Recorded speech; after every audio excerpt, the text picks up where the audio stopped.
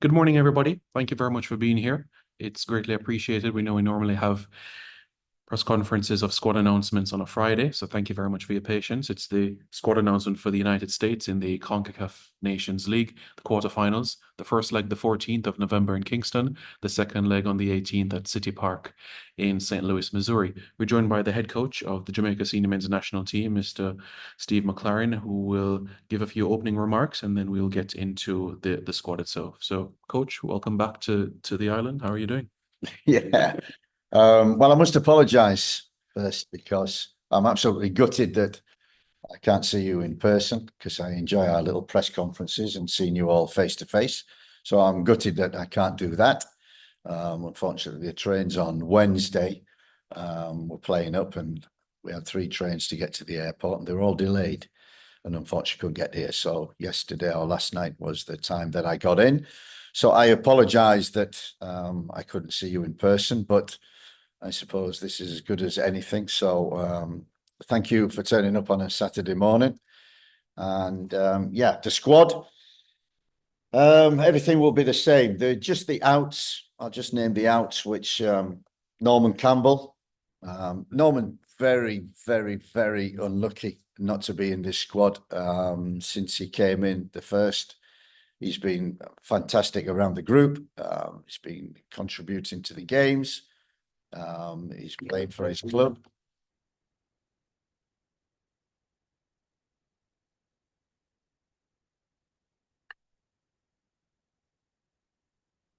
Yeah, sorry, I think that was the wife just interrupting for a cup of coffee sometimes. So yeah, Norman's been very unlucky to be left out of this squad. I spoke to him. He obviously was gutted about it, but I explained the situation. He's done well. He's still part of us. I can only pick a squad of 23. I wish I could have picked more. That's what talents we've got out there. And Norman is always will be in our minds, so we'll keep following him. Bobby Reed, unfortunately, Bobby, his wife is expecting their child during the international break, and he wants to be obviously there at the birth, which is only natural.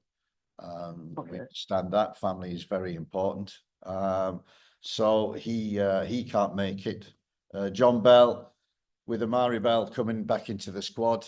John again contributed to the squad last time.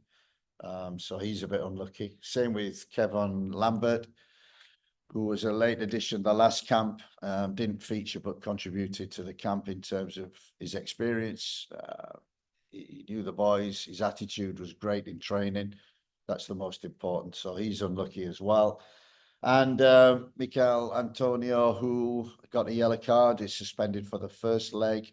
Will join us later on in the week and be available for the second leg. So that's kind of the outs. The people who have come in and replaced them, I've got Isaac Hayden, who I think the JFF have been chasing for quite some time.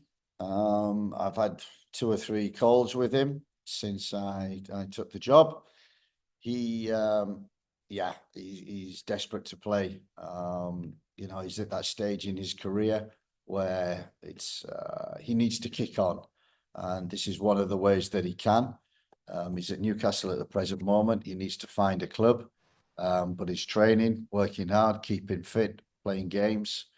And it's great that we got the passport through for him. He visited Jamaica personally himself to be available, so he made that commitment. And I think it's best he comes in now rather than waiting for March just to get used to the group and us to get used to him. So he will be a welcome addition to our squad in terms of a genuine number 6 who's played at the highest level in that position. He's an ideal candidate for us. So I'm pleased that we've got him. The other additions is Leon Bailey. Several conversations since I took the job. We've really formed a good bond between us. And he was so unlucky the first 2 camps through injuries. He's really suffered from little niggles, which has been hampering him.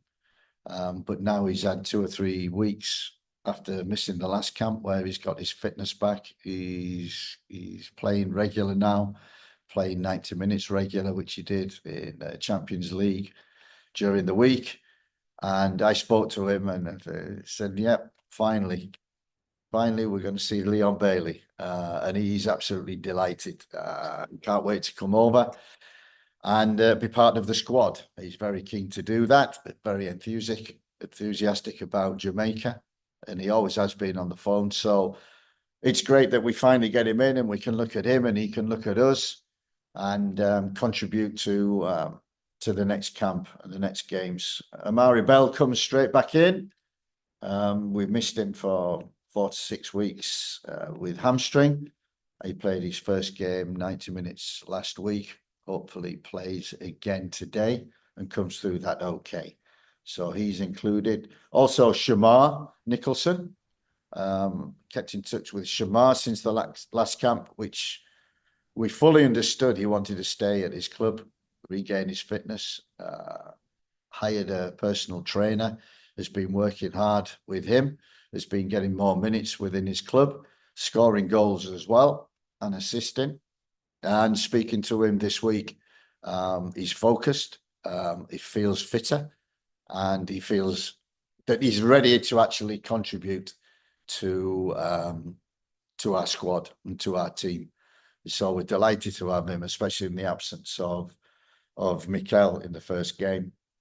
And the last one to come in, Dijon Bernard, who missed the last squad through a groin injury. He's been back playing for about 2 or 3 weeks. No problems. I like Dijon. I thought he came on second half in Honduras. Great performance. Helped us to get the win. So it's good to have him back into the squad. There are players, obviously, which you'll want to question. I've heard a lot of publicity about, and always around Mason Greenwood. I'm constant touch with Mason. The message is always the same. When the time is right, you've got to think that he's had a traumatic time the last 2 years in his contract. And he's been on loan, he's been here, he's been there, he's publicity. And I think he just wants to settle in at Marseille and enjoy his football, which he's doing. And he wants to join the Reggae Boys. I know that every time I speak to him. I've no reason to doubt that. And the process goes on. I didn't expect it to be, once he missed the first camp, any of these camps. But I'm hoping by March time we'll have made progress on everything. As I say, our whole project and process is about World Cup qualification. And that's still, I know, in the horizon, but it's still something that we're thinking about now and planning for in the long term. So Mason, we keep an eye on and keep you posted on that. The other who has attracted publicity is Ravel Morrison. And I know he's finally back playing. He's had 4 games, his first 4 games for 18 months. So he's had no rhythm, no momentum, not training. But now he's training. He's playing in Dubai. He's had 4 games, scoring, assisting. And Ravel is someone I know well, work with him. My type of player. I love that type of player.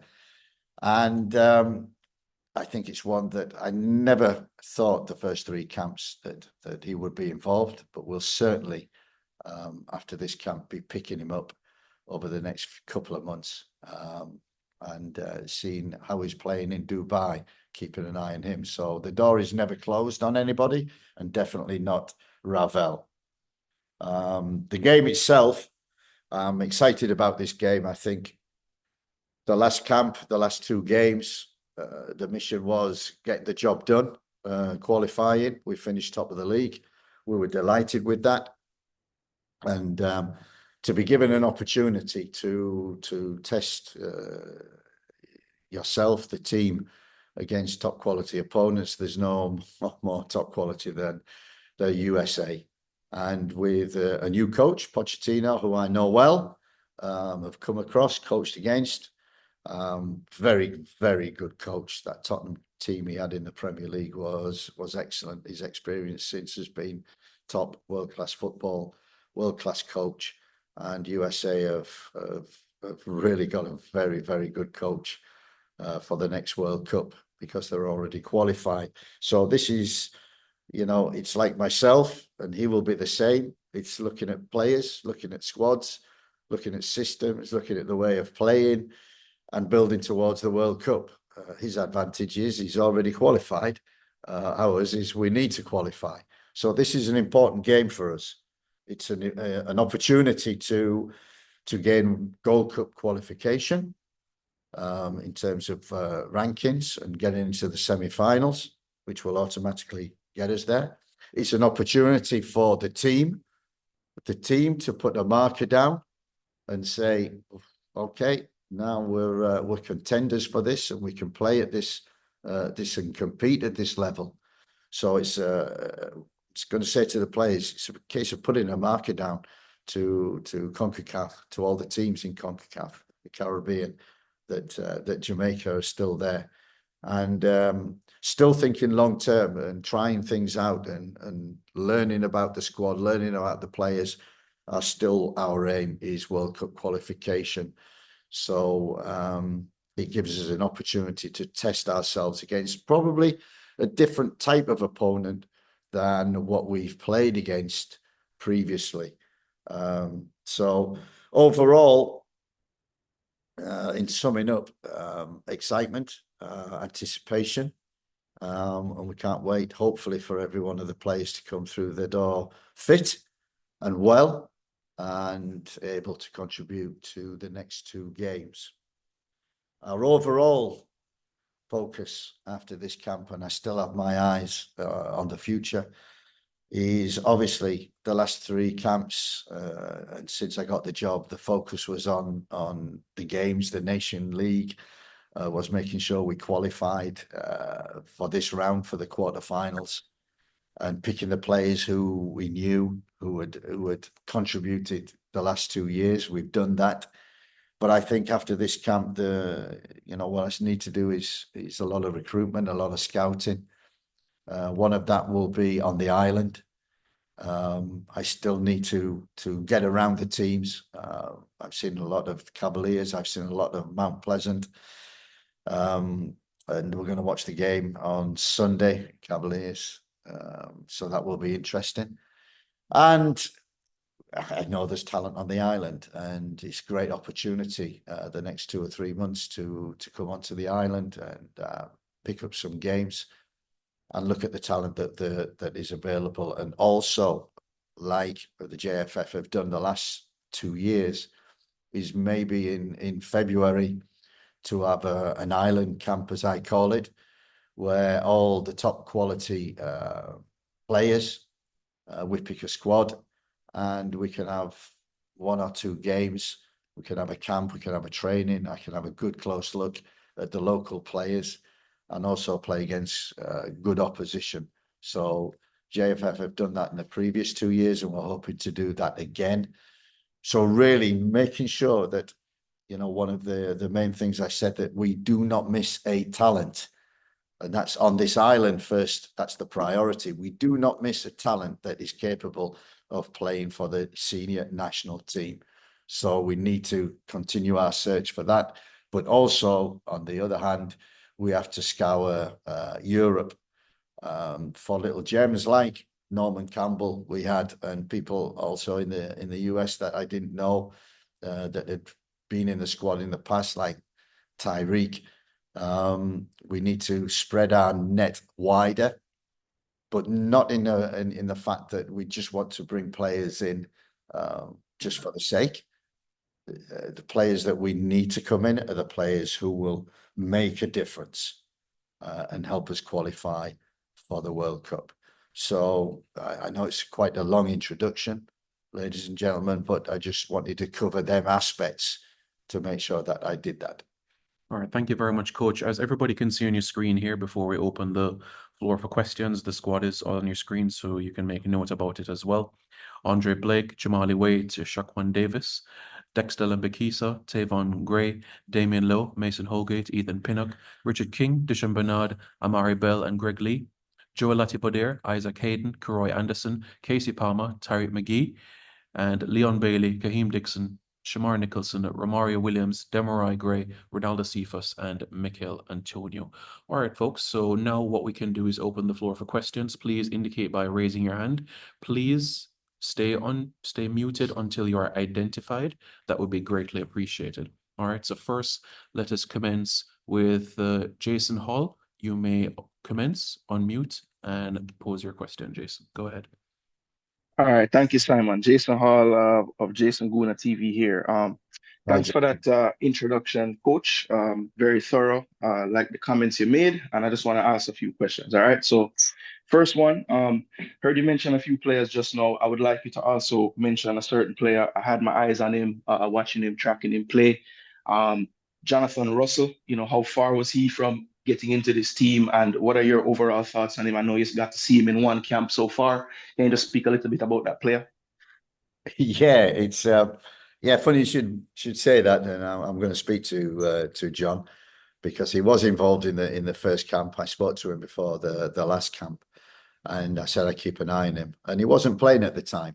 I have a very good friend in the UK who's a Barnsley supporter, and he phoned me up, and I met him, and enthusiastically talking about John Russell. Say since he's come back into the team, he's been a revelation for Barnsley. So he's certainly one that we've got in our radar, and certainly one that we're thinking about. And he's on our list, and he's someone who we can consider in the future. So that's another I need to pick up after this camp and really look at closely. One Thank more, you. All right, one more, thanks. Jason. Yeah, just one more question, Simon. I wanted to go ahead and give my subscriber base a chance. So I had a great question and I wanted to share it with you this morning. It's for the coach. So social media discussions indicate concerns over your remark that young English-born players should prioritize England. How do you respond to critics who feel this approach may limit your commitment to recruiting high potential Jamaican talent? Oh, that will not stop us committing to pestering these players. That can make a difference. Obviously, that can play now, but also for the future. And of course, how do I know? It's fact. I speak to a lot of players, younger players, who have been involved in England youth internationals, and of course, being involved and being so close. And with England going to World Cups, Euros regular, that of course I understand the logic behind the decision to at least wait and not commit.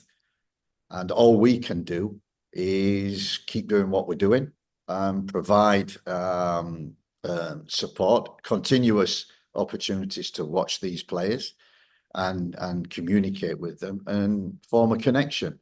Nothing beats a connection. So anyone that we feel will make a difference that may be thinking of England, and I know there's a lot in the UK, but also just around Europe as well. There's Jamaican players who have left the island.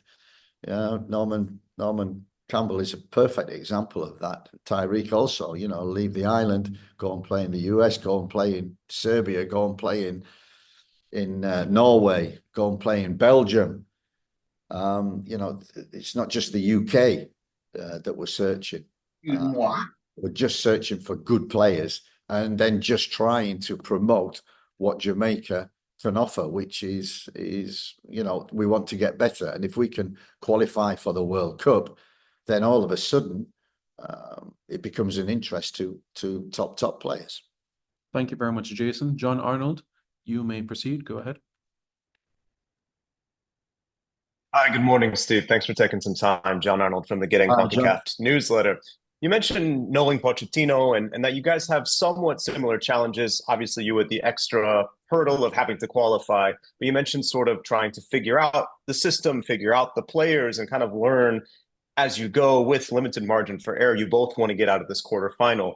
When you look at what Pochettino did in his first two games, what did you see that maybe reminded you of what you already know him as from his time at Spurs and other stops? And what did you see that maybe you felt was a little different that you'll be, watching as you guys go into these two matches? I think, he had certain principles when he was at Tottenham, PSG, and he was in the Premier League as well. And them principles were very distinct. They follow him around and you add on to the principles. Always possession based, always in terms of build up, always in terms of being organized, being structured, and very, very strong transition team in terms of counter press. Excellent counter press. Got the players to do that as well. And on transition, also got very good players. Great talent base, not just in the US, but also players playing in Milan, players playing in Juventus and playing in big tournaments. So he's got big game players. And I suppose a big expectation from the US of they qualified of doing well in the World Cup. They did well in the last opportunity when I remember the game against England went 60 minutes. They should win the game. So they've got the talent, and it's really and we're the same. We've got talent. It's putting in them a structure, giving them discipline, giving them principles. And what I saw in the first two games were distinct principles, which are Pochettino's. And as I say, whatever system he plays, it doesn't really matter. They have certain ways of building up. They have certain ways of scoring. They have certain ways of counter press, and rest defense and transitions. That they are a very good team. And I think what they've gone and done really well is the stature of Pochettino within world football. He's top, and hopefully after this camp, he'll prove to be successful. Thank you, John. Thank you, John. Much appreciated. Bertram, you can unmute and go ahead. Good morning, Coach. Can you hear me? Bertram, yes. So I am Cranky from Cranky Live TV, and I have two questions. The first is a two-part question. Coach, in your previous two press conferences, you didn't seem as familiar with the players as one may expect. Some players were available for selection. Are you now at the point where you're fully familiar with such players? And secondly, as a second part of that question, Jamaica needs another help. It's two questions. So if you want to, you have to save that for the next part. So it's two questions. So if you want to save that and let Coach respond, because that would be a second question. Okay. Yeah. Okay. Yeah. Yeah, one of the toughest things in international football is, and it's something I thrive on when I have any team, is getting a connection with each of the players.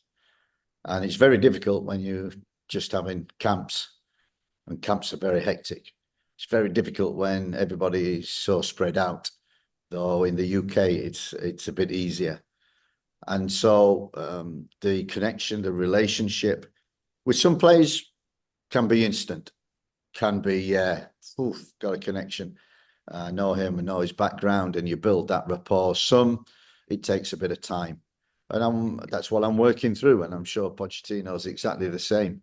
And it's frustrating when you have them for 10 days. It's so intense. You are so together. You get that connection. You get that little feeling between the player and the coach, and you can see that in training.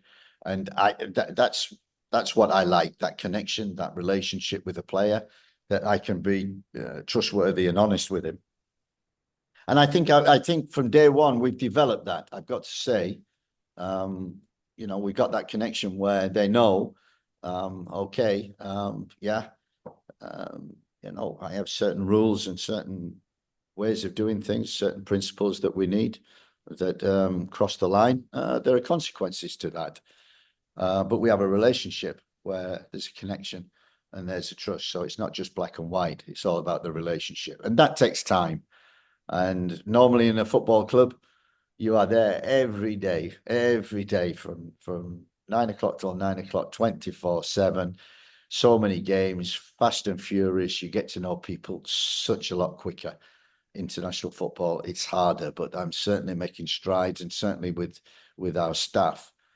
That's one of the key things. Spirit, culture, getting the team together, getting them eating together, getting them talking together, getting them open up, giving, we're going to talk a lot this week also, and their input into, well, okay, let's review each camp. What do you think? What do you think? I'm very interested in their opinion because they've got to deliver. So the relationship, yeah, it takes time, and obviously international football, it takes longer. Yeah, Cronky, your second question, you can go ahead. Yeah, Coach, given that you're not based in Jamaica and assisting with the development of the football program or assessing locally based talent, which I think is an imperative for the country, what does your day-to-day involvement look like when you're not working during the international window? I'm fortunate I can go on Y Scout.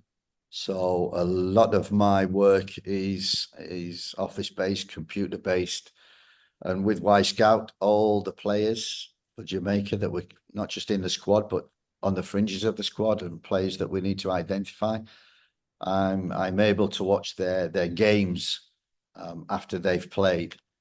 So it saves a lot on time. I can see a lot of players. I can see the current form that they're in, how many minutes they're playing, and I think that is and I always thought the first three camps, the intensity during camp, but also the intensity of the two or 3 weeks in between are so intense as well, because you're reviewing the camp, you're reviewing what went well, what went badly, and it's not just the players, but it's also staff.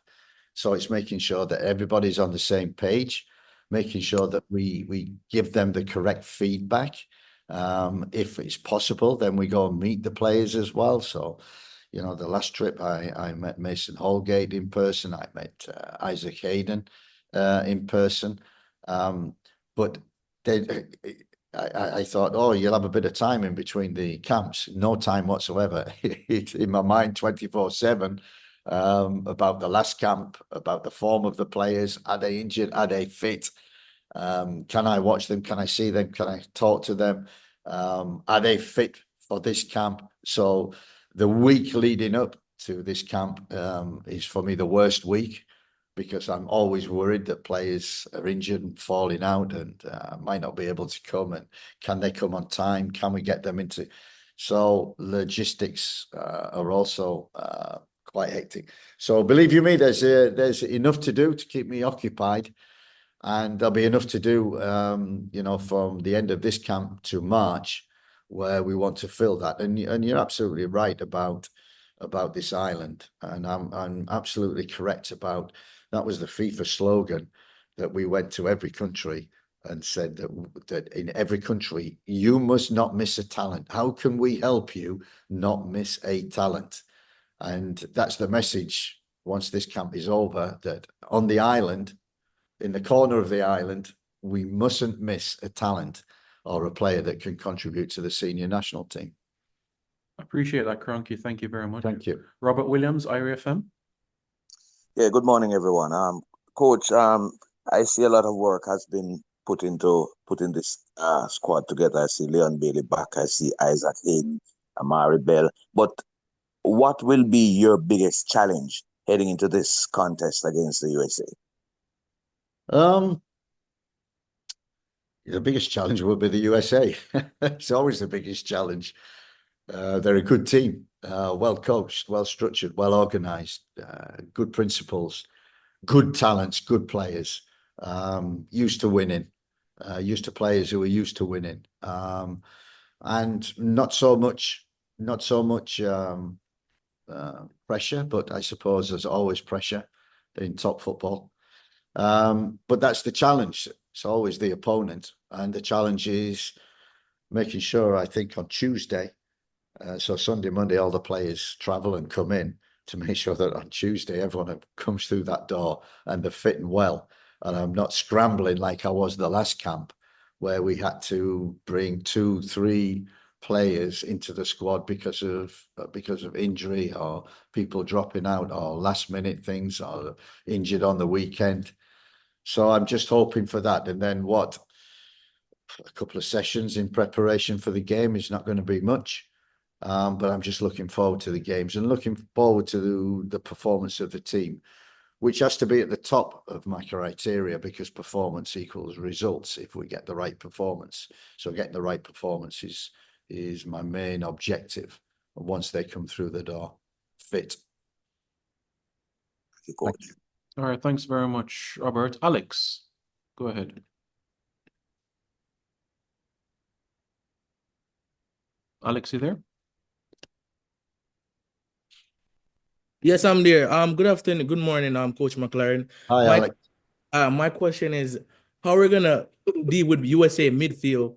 That knowing that we don't possess a lot of play a lot of ball position, and USA is a ball position midfield with like a McKennie, Reina, and all of those players. How are we gonna do that to able to possess the ball properly and able to push them back and create chance and opportunity and score goals? That's a great question. Come and join our coaching team this morning and see if you can answer it. It's one of the challenges of the game, of every game, midfield dominance. And so that's always the first thing we look at. We try to outnumber in certain areas, but one area is making sure we outnumber is in that midfield. And they have quite a clever system in there where it's quite smart, and they've got good players that can execute it. That's one of the challenges that we've been talking about for a couple of weeks, and intensely before this press conference, intensely after, intensely on Sunday, and when we get the players on Monday, we'll involve them as well, because that midfield challenge is key to winning the game. And like some of you said, that midfield challenges. I think one player that missing out the squad that would be key link is Ravel Morrison with the intricate passes and know to play in the midfield properly. He's one of the big pieces of missing out to the midfield. What would you say would be a game plan or the execute the plan towards USA midfield, the good USA midfield they have? You know, I think, Alex, the key thing I'm looking for, and we've talked about it a lot from day one, is about bravery, is about taking the ball, is about wanting the ball, is about dealing with the ball. And that's what, if we don't do that against the US, and that's at the back, that's up front, that's out wide, that's in midfield. If we don't take care of the ball, we will lose this game, because they are very good counter press. They're very structured in their pressing. And we need to be very ball secure, what we call ball secure in our games against them.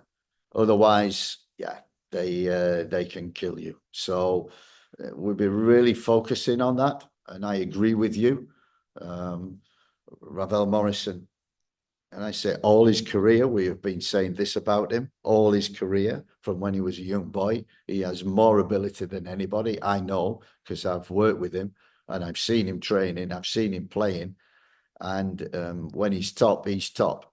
And hopefully, now he's playing games, he can get back to the level of Ravel Morrison can achieve. And if he does that, he'll be a real asset.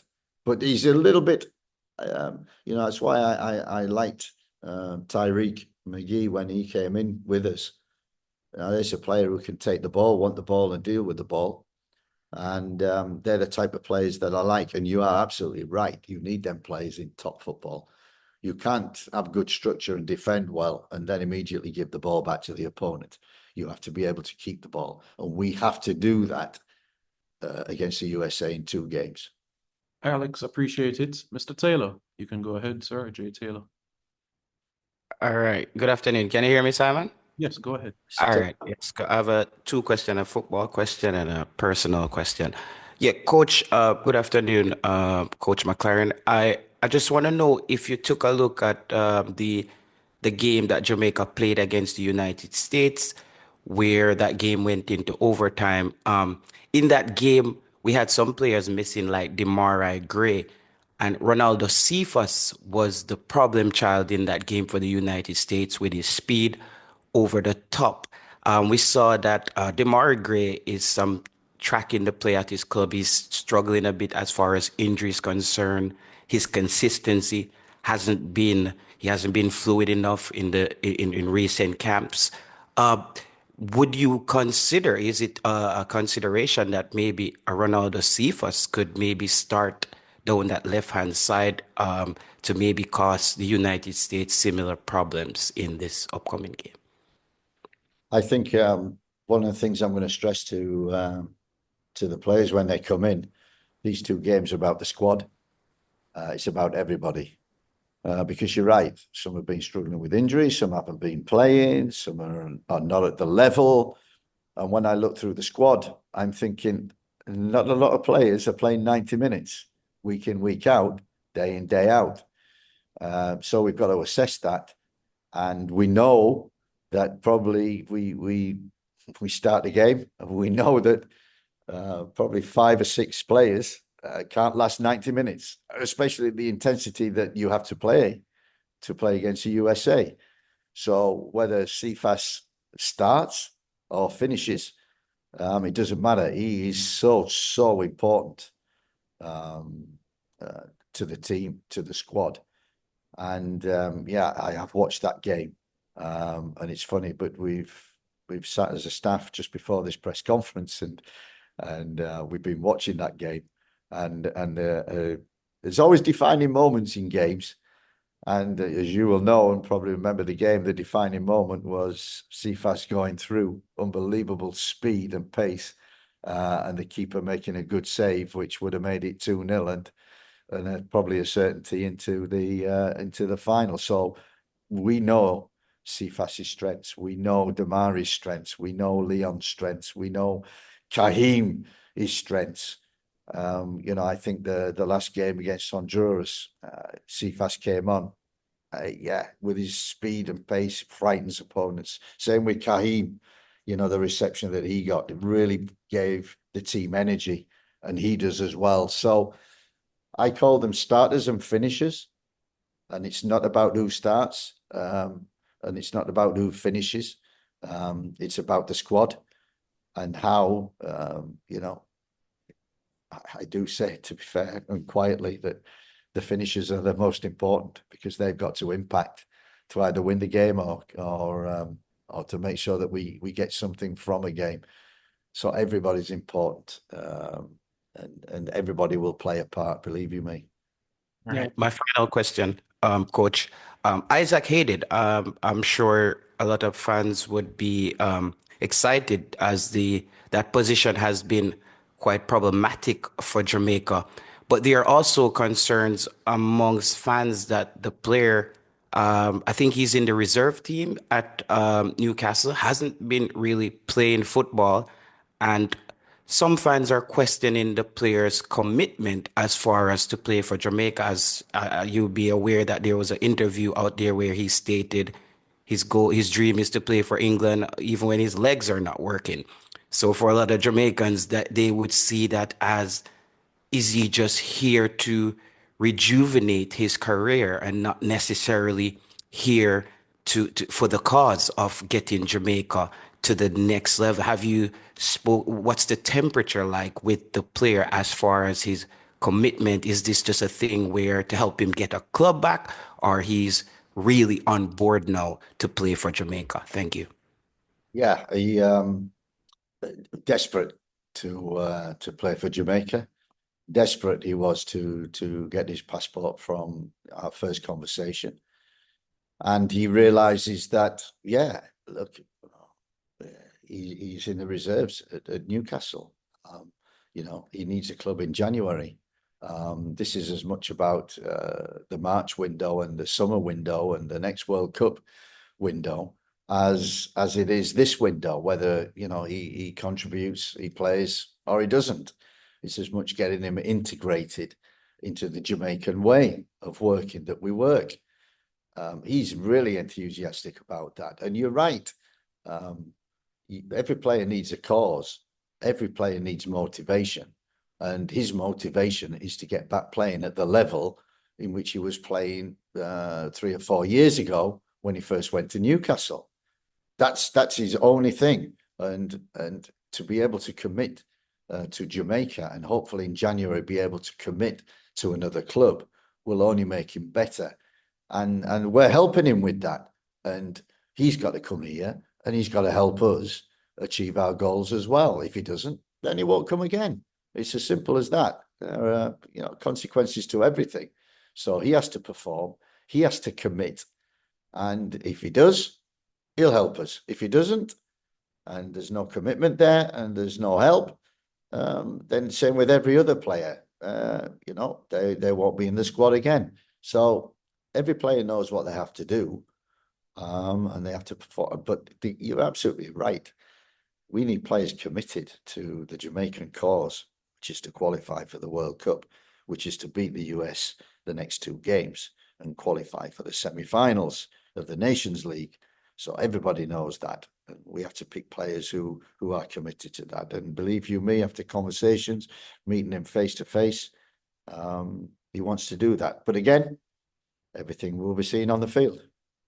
Thank you very much, Jay Taylor. Robert Bailey. Go ahead, sir. Good morning, Coach. Robert Go ahead. Bailey here, Jamaica Observer. Coach, the last couple of games we have played, we haven't scored at home. We haven't scored a goal at home. Are you concerned? What are the plans for us to bang in some goals against the USA come Thursday? Yeah, I'm always concerned. We haven't won, I don't think, at home Since June. since last June. So, that is a concern, and we're looking at reasons behind that, and how can we play a little bit differently to make sure that we are more of a threat going. But saying that, the first game against Cuba, and don't get me wrong, the Cubans were very, very difficult opponents to break down. We created 27 chances, of which 10 were very good chances. So I wasn't too concerned. And I do think the Honduras game was for me a very strange game, in the fact that nobody really wanted to go and win the game, and nobody really wanted to lose the game, because a draw satisfied both teams once we knew the result in the other game. So, yeah, that Honduras game was a strange one, and don't get me wrong, I was very disappointed after the game. Took the understanding from it, but still disappointed. And I want to see a big improvement in terms of not scoring but creating chances. And so we're looking into that and making sure that the national stadium becomes what we call the office again. Okay, thank you so much, Coach. Thank you. All right, Robert, thank you very much. Issa Allen can be able to take two more, guys, because of time, and then that would be it. Go ahead. Hey, thank you, Simon. Coach McLaren, good day. Good day. Fans locally and in the diaspora see this fixture against United States as a very important fixture. But as professionals, players and coaches, it's always, a game at a time, and it can be sort of on to the next one, after a game. As the coach, how do you get the message across to the players, knowing that there are some players who are in the squad who probably don't know much about CONCACAF historically and about this fixture, and you being a former Manchester United coach, you know all too well about rivalry. For the fans, this is a huge fixture. How do you get the message across to the players that this is just, not another regular game, but it's a very important one to the fans and people in the diaspora? Listen, I think we've stressed that from day one. We stressed and probably overstressed how important the game was against Cuba, how important it was to try and win that game, and then the next game.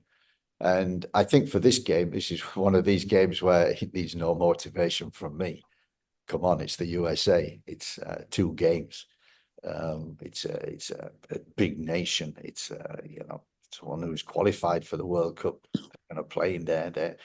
The players that they're playing against, the respect that they've got for them, but they want to be, they need no motivation for this game. They know it's huge, and it's not just huge for the fans.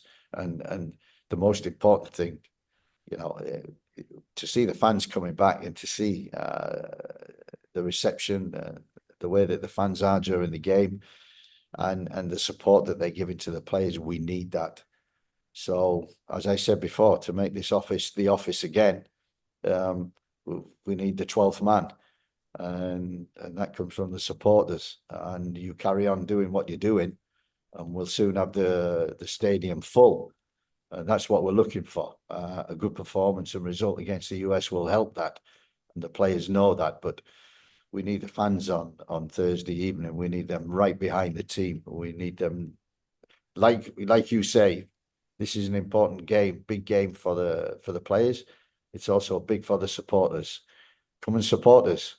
Come and see the boys and get behind them and make sure that we can get the result.